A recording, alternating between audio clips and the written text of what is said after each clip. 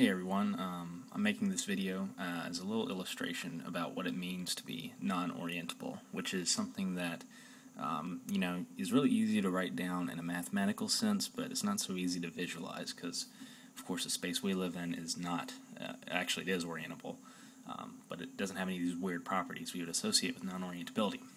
What I've got here is called a Mobius strip. You can make one of these yourself if you want to. It's kind of cool looking.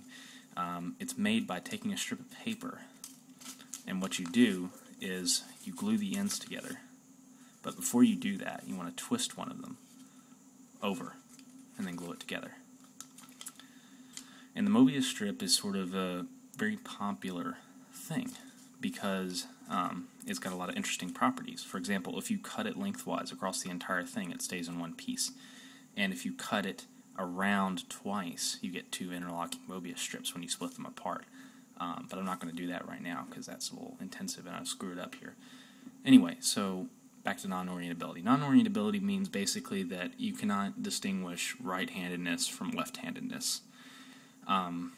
So, for example, if you walk through a non-orientable section of three-dimensional space and you came back to your starting point, you would be reversed.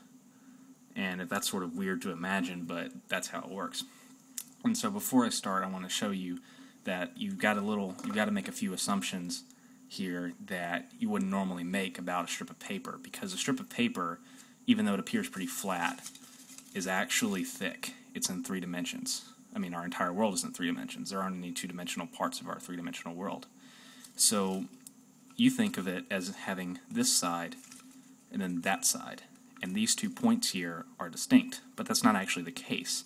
If you were a 2-dimensional creature, you wouldn't be so much as living on the Mobius strip, you would be living in it.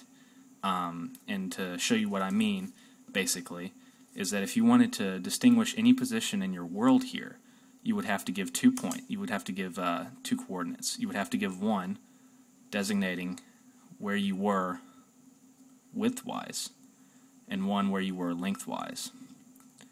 And if you had to distinguish which side you were on, then that would require a 3rd coordinate, a 3rd dimension, so to speak. And that's not kosher because you're a 2-dimensional creature. You have no idea what up-down is. So this point for a 2-dimensional creature is the same as that one. And this pen won't write, but you get the idea. There we go. That point is the same as this one, because you're living in the paper, not on it, so to speak. That's one of the first things you will have trouble with imagining, but if you can get past that, the next part's pretty simple. Let me get something that writes here. Okay. So what we're going to do is we're going to demonstrate it. I've taped this together, but I've left a little bit of space in the middle so it's easier to see. We're going to start drawing figures that point to one side or another, right-handed or left-handed figures. And we're going to go around the Mobius strip till we get back to our starting position, and we're going to see that we have actually flipped in the meantime. So I'm going to start here. We'll start with maybe a right arrow here, okay? And then we're going to just keep going along this figure here. Keep drawing right arrows. Right arrows.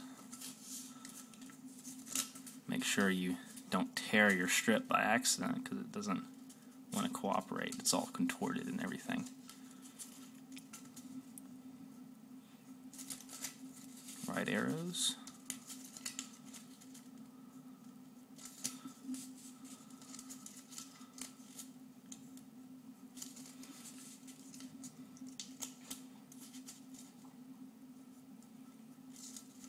More right arrows.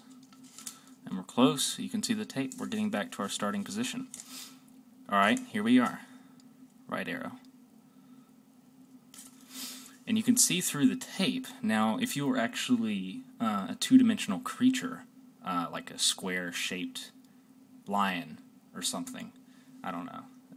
I don't know what a 2-dimensional creature would look like, actually. I've never met one. But anyway, this is what you would experience. You would come back, if you, say, left a marker here to your starting point, and you walked around the strip, you would come back, and then you would realize that your right hand had become your left hand, and so on, if you left any kind of marker pointing to the right or the left. And that's a property that you just can't get rid of. So, for example, if you wanted to keep walking, you would eventually come back to the starting position a second time, and you would be reversed yet again back to your original so-called position, which is what we left with, that starting arrow right there. I'm not going to do that, but you can do it yourself if you don't believe me. So yeah, that's what it means to be non-orientable. Now, to actually build this Mobius strip, we couldn't do it in 2 dimensions. We had to twist it in the 3rd dimension in order to build it. So a hypothetical 2-dimensional creature could not actually build such a space. And it's actually provable that you cannot build a similar non-orientable surface in 3-dimensional space. I mean, you can't build a 3-dimensional non-orientable space in 3 dimensions. It requires the use of some 4th dimension, which we are not able to access. 4th spatial dimension, I should say. So that's all I've got for non-orientable surfaces. If you have any questions, because I have a tendency to make things even more confusing somehow, just leave a comment, and thanks for watching.